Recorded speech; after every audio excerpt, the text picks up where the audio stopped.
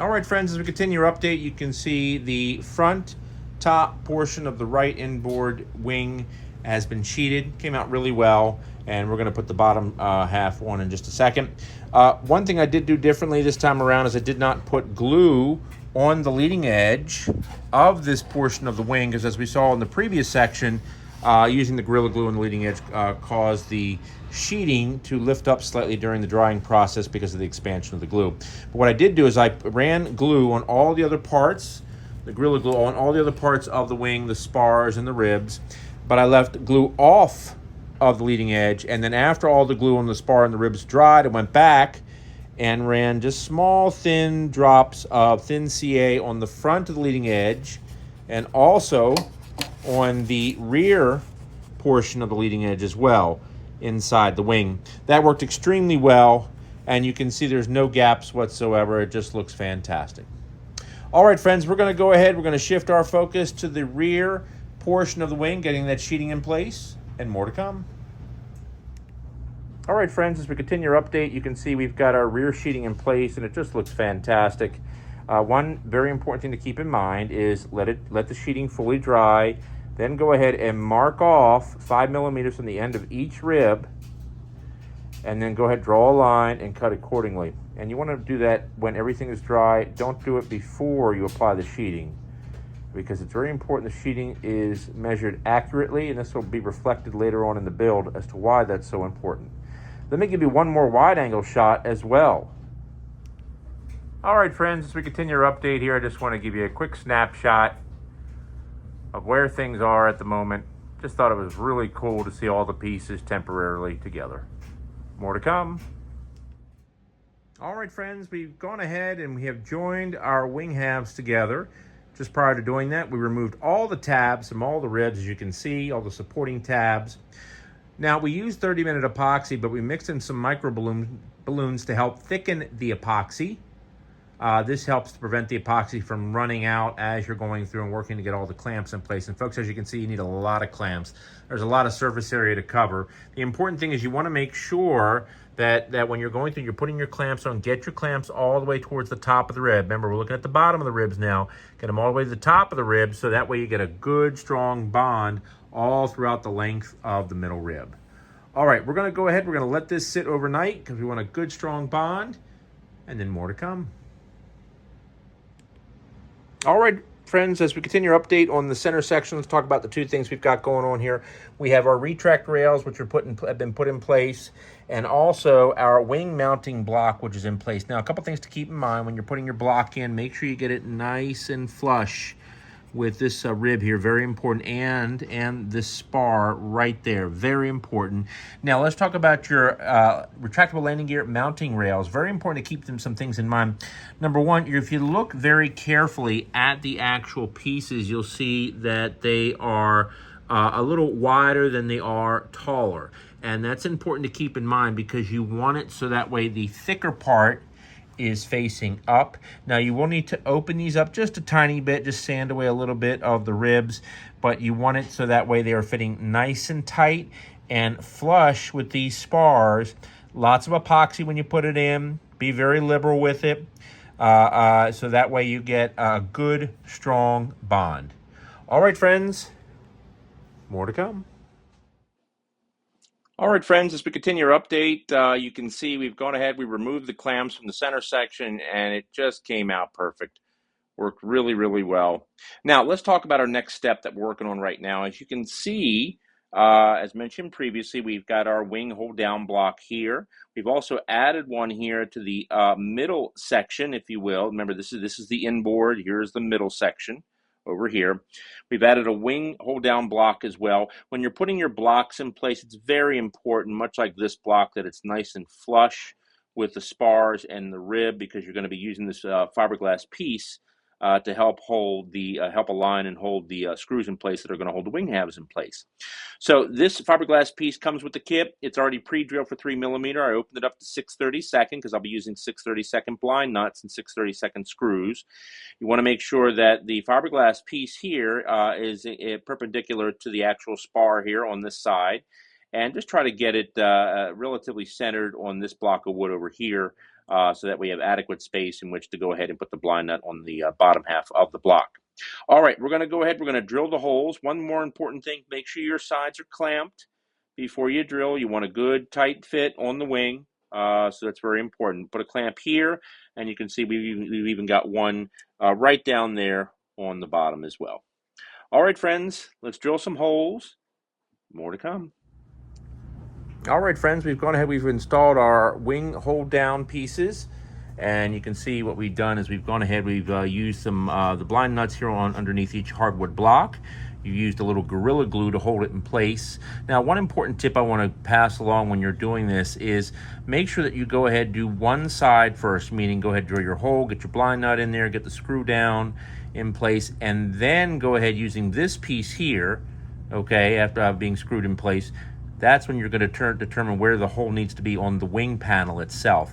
And that's very important because you really want to make sure these screws are accurately drilled, so that way when you go to put your wings in place, it is correct, and you're not having to you don't accidentally misalign the blind nut, therefore misaligning the actual socket head. All right, friends, more to come. All right, friends, as we continue our update, I want to take a moment to clarify one of the steps here. I actually had to reach out to AMTN in order to get clarification on it. It's this step right here, and once again, hit pause if you want to read it. What we're having to do is we're having to go ahead and place some reinforcement 1.5 millimeter balsa here between ribs W3A and W4A, and between spars W11A and W12A. And the reason for that is because later on in the construction, you're going to be putting in a hold down piece, gluing a hold down piece to the top of the sheeting to help hold the cowling in place. Now, when you cut this piece, you want to make sure that it's a little narrower than the actual width, and then when you do cut it, of course, make it the proper length, but you will need to cut off what amounts to be probably about a 1/2 inch piece. We're going to put it on, and I'll show you what it looks like in a second, but it's going to get slid underneath the actual wing tube and then glued in place, and this top half is then going to be glued in place after gluing in the bottom half. I'm going to show you a completed version over here to give you a better picture. You can see where we put in our bottom half, glued it in place, and then put in our top half. We had to trim away a little excess here because some of the glue seeped out that was used to hold the sheeting in place. So anyway, I wanted to clarify that for you. Hopefully that'll make things a little easier.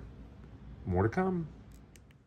All right, friends, as we continue our update, let's talk about what we're looking at here. We've gone ahead, we've passed all our wires through prior to putting on the bottom sheeting. Let's go ahead and start back here, give a couple quick tips. WA12 is going to require you to put a good size slot in here to not only for the servo lead that's for the ESC, but also we've got 10 gauge wire. 10 gauge wire is what we're running for right now, probably bigger than what I need, but hey, I'd much rather have something that's too big than too little. And you can see, in addition to the hole back here, we've got a hole up front, 2 of them, one on each side to pass the leads through. Because remember, the fuselage is going to be built on top of the center section, so that's the important piece there. Now, a couple other important things to remember. Make sure you're using some duct tape to hold your leads in place. This section in here, this sheeting, is going to be cut out when we go and put our motor boxes in place. And the duct tape is here not only to hold the leads in place, but to cover up any exposed leads. So when we do put on our bottom sheeting, because remember, we're looking at the bottom of the wing. When we put on our bottom sheeting, we don't want to get any glue in the leads at all. Finally, the other tip I want to make sure that you're aware of are these little clips. And these clips are available from Spectrum. Here's the information right here. It is the servo connector clips. And you just do a search for SPMA 3054. And they're very inexpensive, but they're wonderful. And the reason for that is you don't want to accidentally pull your leads apart after you've put your bottom sheeting on, because once you pull the lead apart, that's it. May as well just take the plane and hang it up, because it will be very, very difficult to pass your leads through the center section after putting your sheeting on. It would be the equivalent of trying to play one of those little mazes that you used to have as kids with the little tiny metal ball, where you're trying to get the metal ball all the way through the maze. So anyway, folks, let's go ahead and continue with our next step, which is sheeting the bottom portion of the wing. More to come. All right, friends, as we continue our update, I want to make you aware of a change I had to make to the airplane itself. It turns out the long leads that we initially had set up that were running from the ESC, where the area where the motor box is going to be, all the way to the front of the plane are not needed at all. And the reason for that, after chatting with the folks at AMTN, is that basically when you're running long leads, the risk you run is that with the voltage drop occurring, it could cause damage to the ESCs. So therefore, the motor box back here will not only contain the motor and the ESC, it'll also contain the actual batteries themselves. Now, my experience of canards has been that when you're having a canard that is electric, you try to keep the batteries further forward. Therefore, you don't have to add any additional weight, or it decreases the amount of additional nose weight you need to compensate for the tail-heavy nature of canards. And I'll just give you a quick shot here of two canards I have sitting right in front of me. On the left, you can see the smaller St. Croix models, Long Easy, and on the right, you can see the larger version of the Long Easy by Rich Models. Both of those have the batteries as far forward towards the nose of the airplane possible to compensate for the heavier wing, which is aft of the CG. Nonetheless, if you decide to take this plane and run long leads, then one of the things that you want to do, and let me clarify what I mean by long leads, meaning that you're going to run wires from the ESC to the battery that are longer than what comes with the ESC. You need to make sure that you add a capacitor pack. Now, Castle Creation sells two types, one for a 12S, one for an 8S. And basically what it is that they are connected between the black and white wire, and they help prevent a voltage drop. Now, you have to add one for every 8 inches of wire that you're adding. So in other words, once every 8 inches, you have to add a capacitor pack. And I say that because you can see right here, as per the instructions on the back of the package. So just keep that in mind. I'm going to go with their initial configuration of just putting the batteries back here. I am concerned, though, that what's going to happen is that because I'm going to be running upwards of a 5S, because that's what the motors use, it's probably going to have there's probably going to be a lot of weight after the CG, but we'll see what happens. All right, we're going to go ahead and shift our focus now to getting the bottom half sheeting in place, and more to come. Oh, one more thing. I'm sorry. One more thing. The wires that I initially had coming out here, wrong spot. They need to come out on this side, over here, in line with the motor box. And that is because of the way the motor box is designed. That'll make more sense later on when we get to that portion of the build. All right, friends, more to come. All right, friends, as we continue our update, let's talk about how we're going to sheet the bottom. Now, as mentioned in our previous portion of the video, the way we sheeted the top was that we put a sheet of balsa over top. We went ahead and we were able to mark off the areas from within the actual structure itself where the cuts were going to occur. So that made it pretty basic, pretty straightforward.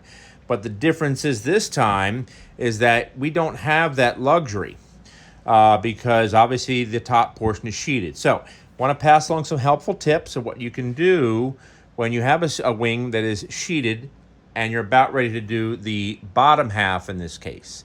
The first thing you're going to do is you're going to wind up going ahead and taping the leading edge of the sheeting together. And by the way, we're using 4 pieces, as you can see here, 1.5 millimeter balsa. You're going to take the leading edge of the sheeting so that it sits as flush as possible with the actual wing structure. And you can see that there. If I slide this back a little bit. There we go. So you get it as close as possible. Now we've got a bit of an overhang, maybe about 1/8 of an inch roughly, and that's okay because remember, we're going to be sanding our leading edge, so this is going to disappear. Once you've gone ahead and you've worked to get the sheeting as flush as possible with the leading edge of the surface, you'll notice that we need to go ahead and to draw a line roughly right down the middle, and the middle being, remember, we've got 2 ribs here in the center section, so we're looking for a middle because we're going to be using 2 separate sheets on each side. So we only need this section to just go over one half of that one rib, and then this section will go over the other rib, the other center rib that's here. So once you've gone ahead and you've determined the where the cut is going to occur, you want to come up to the front, the very tip here, and you're going to make a mark as well, and trying to keep it as close as possible with the front edge of the center section. Now, when you need to make your cut laterally This way, once again, we're using our spar here as a line, and then we're going all the way out here. And then if you look at the wing from the side over here, you can see right about here, right about there, where the spar is going to sit. So that's roughly right about where the cut is going to take place. Or one of the other things you can do as well is you can take a straight edge. In this case, line it up with the spar, like so, and then just go ahead and draw a line right along the edge here, and that way you'll know where to cut. So we're just going to make two cuts. We're going to make one going. This way, and then one going that way. Okay. All right, friends. More to come. All right, friends. As we continue our update, you can see we've got the bottom right top portion of the bottom part of the wing covered. Let me talk to you about one important thing to keep in mind. After you've gone ahead and you've covered this portion, take a moment to make the necessary measurements with regards to where the landing gear is going to sit and transfer those measurements over here, because this section in here and this section is going to be clear, is going to be opened up so you can put your retractable landing gear in place. That's very important, so don't forget that. All right, let's go ahead and take care of the bottom left top portion. More to come. All right, friends, we've got both top halves of the bottom portion of the wing in place. Let's go ahead and work on the bottom half of the sheeting. More to come. All right, friends, one very important tip I want to pass along to you before you put the sheeting, the final sheeting on the bottom half of the bottom of the wing. Now, this sheeting here and here is going to be completely cut out so we can put the engine box here. What I recommend to make sure that your cuts are accurate is before you put the sheeting on, take a little X-Acto blade, number 11, and you can see here how we've put little tiny marks where the inside of each of the ribs are, and the spar. You can see the mark down there. You can also see them here and here. And that actually will appear on the bottom. You can see the little marks there. And that's helpful to you because that way you know exactly where to remove the sheeting so you don't accidentally cut into the wrong spot. Don't forget also to do it up here at the spar, although you're going to have this little line of demarcation, if you will, from where the sheeting joins as an identifier in terms of where to stop. So anyway, very important, very helpful tip. Do that before you put your bottom sheeting on. More to come. All right, friends, another quick tip as we're sheeting. What I'm finding to be easier is rather than going through and joining the sheets together and then gluing them in place, do an individual sheet. This is a lot easier to do. So just a friendly tip. More to come. All right, friends, as we continue our update, you can see the bottom sheeting is done, and it just came out beautiful. Can't ask for anything better. That individual pieces, as I mentioned a second ago, that worked perfect. So I would strongly recommend that when you go to do the bottom half, just do the individual pieces. You're going to find it's just much easier to glue in place. All right, friends, the center section is finished. Thank you for your patience. Thanks for hanging in there, even though the video was a little longer than what I expected. We're going to move on to the middle sections and the outer panels as well. Get those completed. And then once that's done, we start building the fuselage. More to come.